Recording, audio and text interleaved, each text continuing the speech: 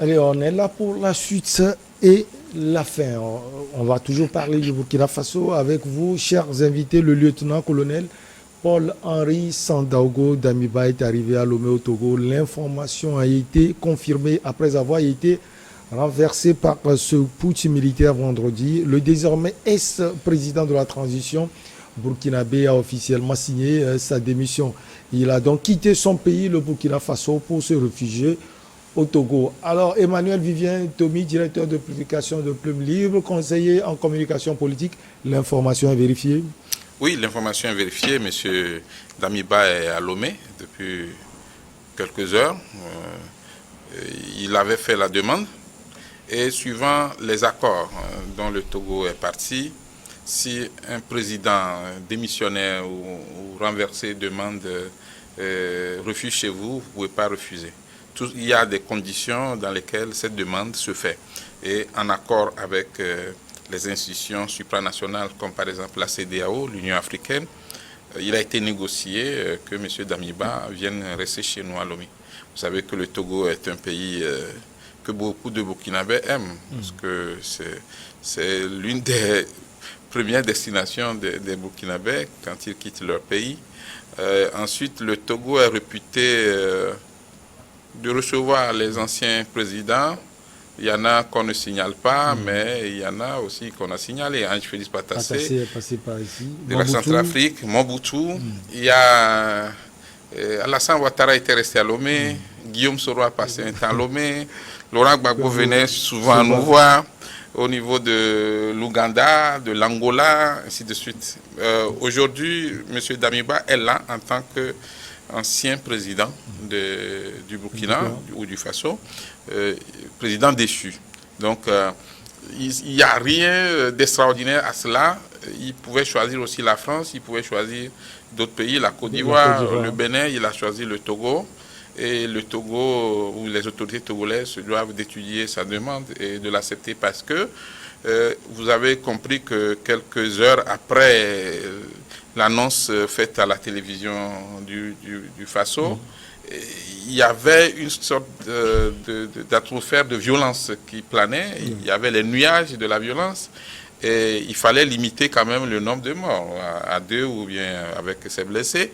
Mais il ne fallait pas laisser quand même que les choses s'enveniment. Et la CEDEAO a joué un grand rôle en cela. Et le chef de l'État togolais, Faure Gnassingbé aussi, a joué un grand rôle. Vous savez que c'est l'un des doyens et il participe beaucoup au règlement des conflits aujourd'hui dans la sous-région et sur le continent.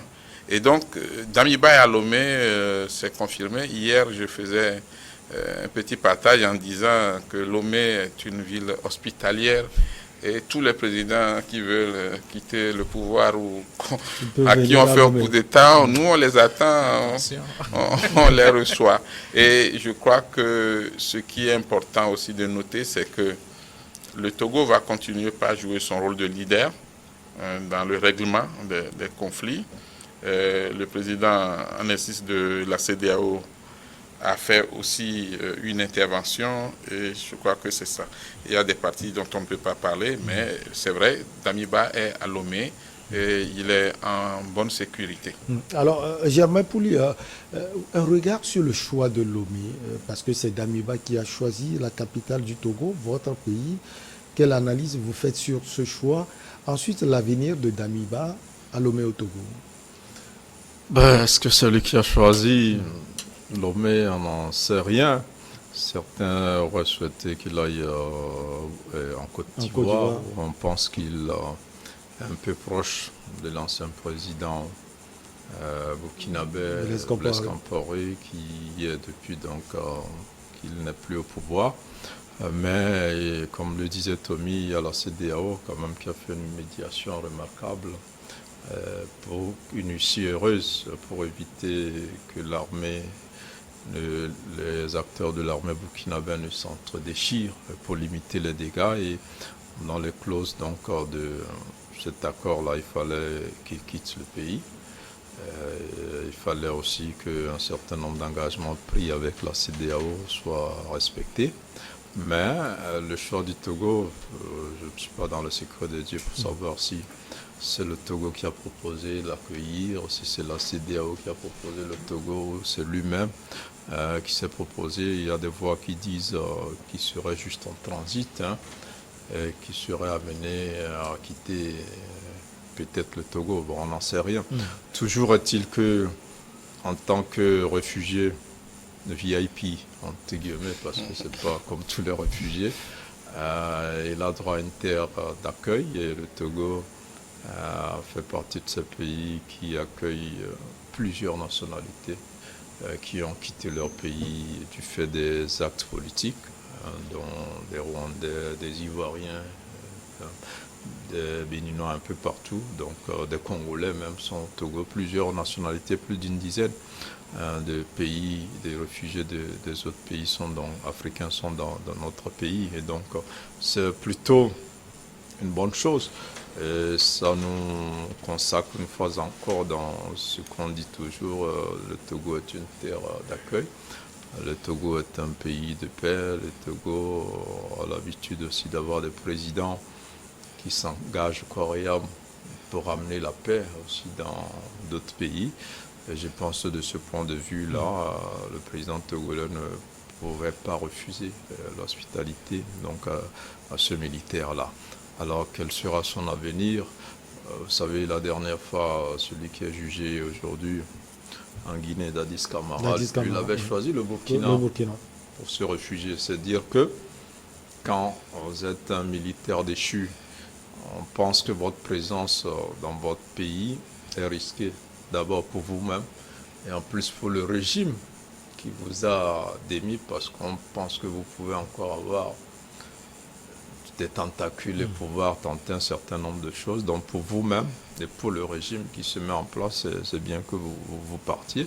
Et donc il est au Togo. Je pense que à moins qu'il y ait une évolution rapide, une normalisation de la situation politique au Burkina, et qu'il y ait une loi d'amnistie qui fait que tous les anciens présidents ou tous les réfugiés, tous ceux qui ont quitté pour des raisons politiques et qui souhaitent revenir, donc reviennent. Je pense que pour lui, c'est déjà un début de retraite. C'est vrai qu'il est assez jeune, il n'a pas fini toutes ces années dans l'armée, mais ça va être difficile. L'autre colonel avant lui, Zida, lui, il a choisi le Canada carrément pour se réfugier. Ça dit que c'est quand même difficile d'être président et après rester dans le pays. Donc, est-ce qu'ils reviendront? Est-ce que d'ici, il va vouloir partir ailleurs, peut-être en Occident ou en Côte d'Ivoire ou ailleurs, on n'en sait rien. Mais s'il aime la vie ici au Togo, il pourra y rester longtemps. Peut-être qu'il pourra craindre quand même que le Burkina soit trop proche du Togo. Peut-être qu'il va chercher à quitter, mais n'empêche, pour le moment, personne ne saurait dire comment va finir ce séjour. Espérons tout simplement que les choses se normalisent dans les meilleurs délais et que tous ces militaires-là qui se succèdent au Burkina laissent la place à des autorités civiles qui gèrent le pays peut-être avec beaucoup plus d'efficacité en tenant compte vraiment des vraies aspirations du pays et des vrais besoins de l'armée, parce que justement l'armée joue sur ces besoins-là pour chasser les présidents élus, et que pourquoi pas, parce qu'on n'est jamais mieux que ce soit. Alors je ne pense pas que Damiba va préférer l'exil éternel. C'est celui qui aspire à retourner un jour chez lui, à vivre au sein de la cellule familiale avec la chaleur qu'il faut. Mais ça va prendre un peu de temps, sauf si la situation politique s'améliore dans les meilleurs délais et que donc des voies de sortie de crise donc sont ouvertes et qui permettront éventuellement son retour. Alors justement, toujours la même question, un regard sur le choix de Lomé. En plus, les assises nationales pour désigner le président de la transition sont prévues au Burkina Faso.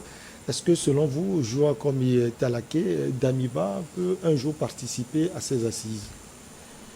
Bien, c'est fort probable. On ne peut pas écarter cette assertion. Moi, je vois que le Togo, vous savez, c'est là où je jette des fleurs à notre pays du Togo, parce que nous avons quand même un président peu parleur, mais qui agit au niveau surtout de la sous-région pour mettre en place certains mots-clés qui permettent donc d'assurer soit une réconciliation, soit une paix et une sécurité. Alors, le choix sur le Togo n'est pas, selon moi, n'est pas anodin, parce que d'abord, sur le plan sécuritaire, nous sommes quand même classés dans la sous-région, l'un des pays quand même à ne pas minimiser en matière de sécurité. Nous sommes vraiment là. Et aussi, sur le plan hospitalier, vous savez, le Togo, comme l'a dit mes deux confrères, nous sommes vraiment accueillants. Nous accueillons toute personne, quelle qu'il soit, surtout ceux qui ont assumé les tâches, les plus hautes responsabilités des pays comme le Burkina Faso, qui est en même temps un pays frère qui devrait, voyez-vous. Donc moi, je trouve que c'est important que Damiba puisse se réfugier au Togo.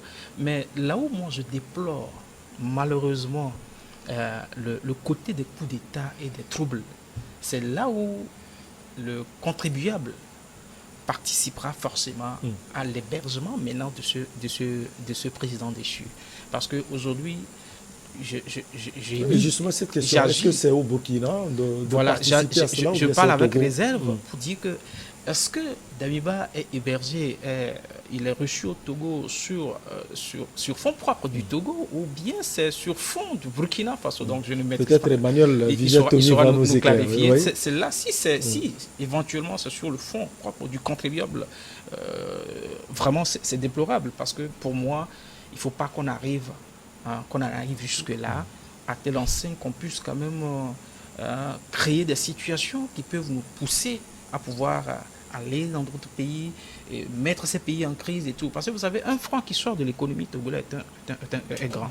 Et donc, il faut qu'on réfléchisse à la manière d'agir dans nos pays d'Afrique pour qu'on n'essaye pas quand même de se sombrer soi-même, mais qu'on essaye de penser développement. Alors, Emmanuel Vivien-Tomi, la question revient vers vous. Je sais pourquoi je vous ai invité ce jour. C'est pour nous éclairer sur ces points. Alors, qui va finalement aider Damiba à s'établir au Togo? Je repose autrement la question. Oui, aider, c'est trop dire. Ouais. Mais le Togo est parti des accords. Donc, dans les accords, tout est défini, les critères. Quand vous avez un caractère de réfugié politique, il y a les devoirs du pays qui vous accueille. Par exemple, vous trouvez un logement, c'est d'emblée, c'est le pays qui l'offre. Mettre certaines choses à votre disposition. Mais ce n'est pas le Togo qui va vous choisir le plat que vous voulez manger. Hein. Ce n'est pas le Togo qui va vous payer votre pizza quand vous sortez le soir. Mais le Togo va assurer votre sécurité. La sécurité, d'abord, c'est le plus important. Et la sécurité a justement un prix. Il faut que Damiba, l'ancien président du Faso, soit vraiment en sécurité. Et le Togo mettra le nécessaire pour cela. Que ce soit à la maison ou directement quand il sort, le Togo doit veiller à ce que rien ne lui arrive. Ça fait partie des accords. La seconde chose aussi, quand vous êtes réfugié politique dans un pays, vous n'avez pas le droit à certaines choses. Par exemple, Damiba ne peut pas se permettre de faire des entraînements militaires dans notre pays. Il n'a pas ce droit-là. Il n'a pas le droit de faire des déclarations pour incendier la situation dans son pays. En souhaitant le pays hôte vous rappelle à l'ordre.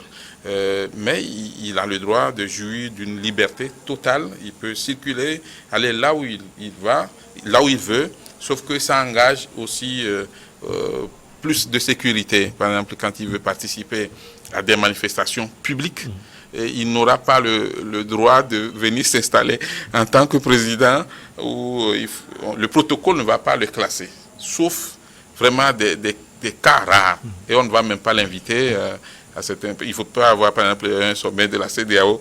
Il sera invité même pas en tant qu'expert. Retraite forcée à 41 ans. Retraite forcée, il doit s'y attendre. Quand tu fais un coup d'État, tu sais qu'on peut te faire aussi un coup d'État. C'est quand tu es élu démocratiquement que tu dois t'attendre à une autre élection. Si tu es battu, tu te reposes. Mais si tu arrives à vaincre, mais quand tu fais un coup d'État et dans les conditions actuelles où on est en guerre, mais on s'amuse à faire la guerre au palais présidentiel, on doit s'entendre à tout. Et Ibrahim Traoré lui-même Il le sait. Il sait que, il sait que tout peut arriver. Donc, heureusement, quand tu deviens président, tu te prépares à toutes les éventualités, y compris la mort. Comme le disait Patrice Lumumba de la RDC. Aujourd'hui, M. Damiba peut profiter de la plage de Lomé pour écrire de très bons romans, pour écrire des romans de stratégie, pour écrire sur le panafricanisme, pour écrire des vers. Et il a écrit sur le djihadisme. Oui, voilà, pour dire. Voilà, donc il peut écrire encore beaucoup d'autres œuvres pour édifier les armées africaines sur comment lutter efficacement, sur le coup d'État. Sur comment éviter justement. Sur le coup d'État. Écrit sur le coup d'État. Peut-être, vous savez, pour avoir eu à rencontrer M. Ange Félix Patassé, ancien président de la Centrafrique, quand il était ici, au début, c'est très dur parce que vous savez, on est plus à l'aise dans son pays qu'ailleurs, quel que soit le cas. Mais par rapport à la situation, si vous savez qu'il y a un danger que, sur votre vie et la vie de vos proches, votre famille, parce que M. Damiba, suivant les accords, a le droit de venir à Lomé avec certains membres de sa famille, direct, ça c'est automatique, certains proches même, sauf qu'ils sont désarmés.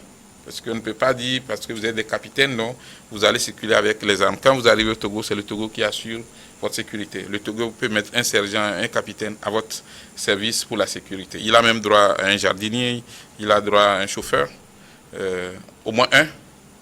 C'est la convention. Mais il serait mieux, comme le disait Germain, que la paix revienne au Faso et que tous les anciens présidents, y compris Blaise Compaoré, retournent. Je rappelle ce que disait M. Nelson Mandela, l'ancien président sud-africain. Il avait dit à Laurent Désiré Kabila, « Laisse Mobutu aller mourir chez lui. Ça va apaiser le pays. Il y a eu des problèmes. Maintenant que tu es président, laisse-le revenir pour mourir et être enterré dignement. » Laurent Désiré Kabila a dit non. Et Nelson Mandela ne lui a jamais pardonné ça. Il était très fâché quand il faisait la négociation, la médiation entre eux. Aujourd'hui, quand vous êtes au pouvoir, un, vous devez préparer à partir aussi. Deux, sachez que ce qui arrive au coq peut arriver aussi à la poule, parce que l'histoire du Burkina apparemment se répète. Prions pour que les promesses soient respectées et que les civils reviennent au pouvoir. Le problème sécuritaire peut être réglé aussi au niveau de l'état-major ou des états-majors des armées. On ne peut pas tous nécessairement dire que tant que le président est X ou Y, on ne peut pas faire des propositions qui vont avancer. L'Afrique n'a plus besoin des coups d'État. Le soleil des coups d'État doit être remplacé par le soleil des élections transparentes, démocratiques et crédibles. Alors, Germain Pouli, pourquoi lui n'est pas resté au Burkina Faso? On sait que l'ancien président Roch-Marc Christian Kaboré, lui, il est resté dans son pays, ou bien c'est parce qu'il y a des rapports de force militaire entre lui, Damiba, et l'actuel homme fort, Ibrahim Traoré? Non, de toute façon, le coup d'État est un crime dans un État. Tandis que à tout moment, Damiba il peut être poursuivi pour avoir déstabilisé les institutions. Poursuivi, même arrêté, Kaboré jugé. A été élu démocratiquement. Donc, on l'a chassé, c'est plutôt lui qui peut se réclamer même la monnaie de son mandat.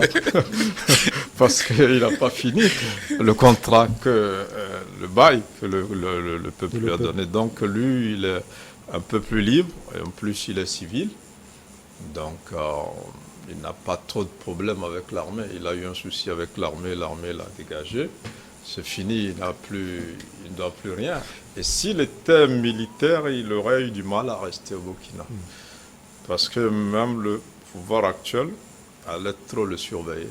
Parce qu'on se dirait, pour avoir été président, il a quand même un dispositif qu'il a mis en place qui peut à tout moment être réactivé et qui peut mettre en difficulté les nouvelles autorités. La preuve, on le voit avec Yacouba Isaac Zida, vous l'aviez dit tout à l'heure, qui est au Canada. Oui, mais il a dû partir, donc vous ne pouvez pas rester, parce que d'abord vous avez fait un coup d'État, on ne le dit pas souvent, parfois on dit qu'il n'y a pas de mort, mais il y a souvent des morts. Il y a presque toujours des morts. Et là, c'est Ça fait Damiba des qui mécontents. annonce qu'il y a eu 2 morts et plus de 9 blessés. Mais officiellement, on n'a pas annoncé. Mais Damiba, qui est parti, a dit qu'il déplorait le fait que déjà, on n'a pas fait le deuil des Burkinabés qui ont été tués lors de la dernière attaque en plus.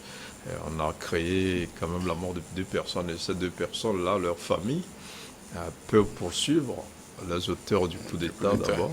Et on peut aussi, pour avoir déstabilisé les institutions de la République. Atteinte à la sûreté nationale. Donc, aujourd'hui, c'est qu'une loi d'amnistie qui peut effacer toutes ces infractions-là pour permettre à tous ces gens-là de revenir au Burkina et de vivre tranquillement. Donc, pour répondre à votre question, Christian Kaboré, il est tranquille. Mais même s'il a été très affecté, on a vu un peu physiquement que peut-être que ce coup d'État va le soulager un peu parce que ça le dédouane. Il se dira, mais les militaires ont dit, je suis incapable. Ils n'ont pas fait mieux que lui. Ils sont venus, ils n'ont pas fait mieux que moi, peut-être même sous moi. Il n'y avait pas autant de morts. Donc, on n'avait pas des ponts entiers qu'on coupait, il n'y avait pas assez de déplacés quand moi, un civil, j'y étais. Donc, il pourra même se moquer donc, de ces militaires. Et donc, aujourd'hui, le jeune capitaine qui arrive avec de bonnes intentions, je crois qu'il sera confronté à la même réalité, à moins, comme il a promis, qu'il remette très vite le pouvoir aux civils et qu'il retourne sur le front comme il l'a toujours su bien le faire. Pour lutter contre le terrorisme. Pour combattre, parce que le rôle des militaires, leur place, ce n'est pas à la présidence, c'est la sécurisation, c'est la sécurité de la population. Donc il faut qu'il s'attelle à cela. Il est venu rectifier une anomalie que Damiba avait créée en faisant ce coup d'État, qu'il ait la sagesse et surtout le courage de transmettre rapidement le pouvoir aux civils et surtout de suivre le plan qui était déjà tracé avec la CEDEAO pour que très vite les civils reviennent et que ces civils-là, encore une fois, trouvent les moyens aux militaires pour qu'ils puissent faire leur travail. Alors, chers invités, on a encore 3 minutes. Peut-être qu'on va glisser un mot sur cette médiation de la CEDEAO. En tout cas, une délégation, plutôt j'allais dire, de la CEDEAO est attendue ce jour à Ouagadougou, au Burkina Faso. Comme vous avez quelques nouvelles déjà avant le début de l'émission? Bien, il n'y a pas de nouveau. Je crois que la CEDEAO est dans son rôle de pouvoir rapidement apporter quand même de l'eau au feu qui est en train de brûler, puisqu'il est le père des nations subsahariennes. Et donc, pour moi, je crois que c'est une manière aussi d'interpeller la CEDEAO dans sa manière de coordonner donc, cette sous-région. Il faut vraiment qu'il y ait une certaine révision, une certaine réforme pour que les coups d'État par ici et par là soient vraiment un truc qu'on va oublier carrément. Même si nous savons que l'Afrique est en train de passer à un moment d'enfantement et tout. Alors Emmanuel Vivien Tomi, pour chuter, elle a du boulot, la CEDEAO. La CEDEAO doit faire d'abord des réformes. Parce que de jour en jour, on s'éloigne de la fameuse charte qui dit nous n'acceptons plus des présidents issus des coups d'État. On est obligé de fermer les yeux sur cette disposition des tests fondamentaux de la CEDEAO. Et aujourd'hui, que ce soit la CEDEAO comme le Conseil de sécurité de l'Union africaine, on a du mal à gérer ces cas-là. On dit nous sanctionnons pendant un temps, après on est obligé de faire avec les présidents de fait. Donc la mission de la CEDEAO qui est entendue au Burkina Faso, c'est d'abord une mission presque obligatoire. Après un événement pareil, il faut que l'institution supranationale puisse se prononcer. Il y a eu cette condamnation un peu timide, mais on sent que si on ne fait rien, on va dire, ah bon, la CEDEAO ne va plus aux cheveux du Burkina Faso après ce drame-là, parce qu'un coup d'État, comme l'a dit Germain, ce n'est pas démocratique, ça ne respecte aucune loi, ça ne respecte aucun droit. Ce que je voulais aussi ajouter avant de chuter, c'est que les anciens présidents, pratiquement de tous les pays, ont des droits aussi qu'il ne faut pas oublier. Il y a par exemple les primes d'anciens présidents, même au Togo, beaucoup statut des anciens. Les statuts des anciens prévoient. Donc vous avez quelque chose par mois qui vous permet de vivre. Maintenant, s'il y a une décision de justice qui vous condamne, quand on parle de ceux qui ont fait le coup d'État, la décision de justice peut vous priver de certains droits. Mais pour le moment, ce n'est pas ça. Et M. Damiba a pris soin de négocier carte sur table, noir sur blanc, certaines conditions, y compris le traitement qui lui sera réservé. Donc, comprenez pas traitement. Ça, on peut accepter pour trouver une solution à la crise. Après, on peut ne pas le faire. Non, on n'a pas le droit, justement, on n'a pas le droit. Tant que la justice ou bien un tribunal ne se prononce pour dire, ben, écoutez, il a fait ça, mérite ceci, il faudra lui arracher tel droit, on devrait continuer, que ce soit Blaise Compaoré, comme les autres. Au Togo, normalement, tous les anciens premiers ministres ont aussi droit à quelque chose, y compris M. Agbeome Kodjo.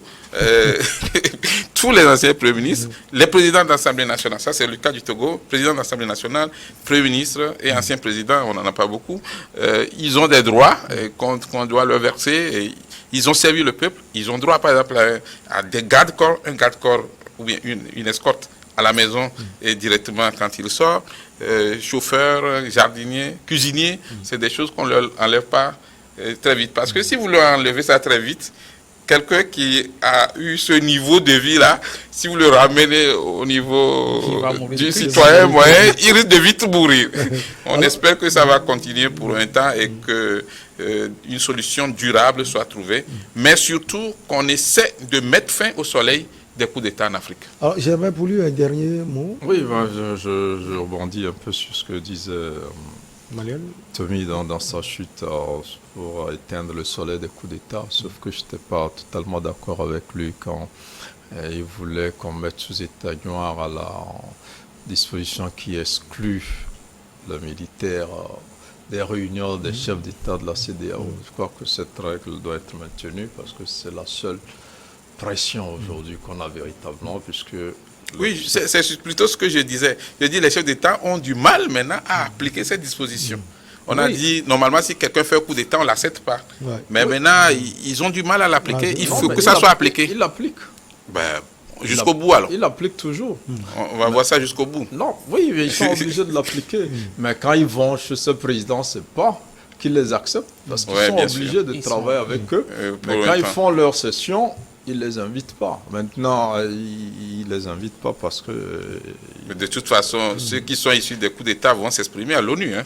Que vous les invitez ou pas. Ça a été un plaisir de vous avoir sur ce plateau pour l'émission spéciale consacrée au Burkina Faso. Ce qui est sûr, c'est Ibrahim Traoré qui est le nouvel homme fort de ce pays. Et puis Paul-Henri Sandaogo Damiba est actuellement à Lomé au Togo. Merci beaucoup. On dit Nazem-C à ceux qui sont au Burkina Faso. Nazem-C. Nazem-C. Ça va aller. Peut-être que vous envoyez un message à la Guinée-Conakry. C'est le beau des Merci beaucoup à vous, Germain Pouli. Merci également à Emmanuel Vivien Tommy et à vous, Joa Komi Talaké. Ça a été un plaisir de vous avoir. Merci. On se retrouve la prochaine fois. Merci. Allez, à très bientôt. Très bonne semaine à tout le monde.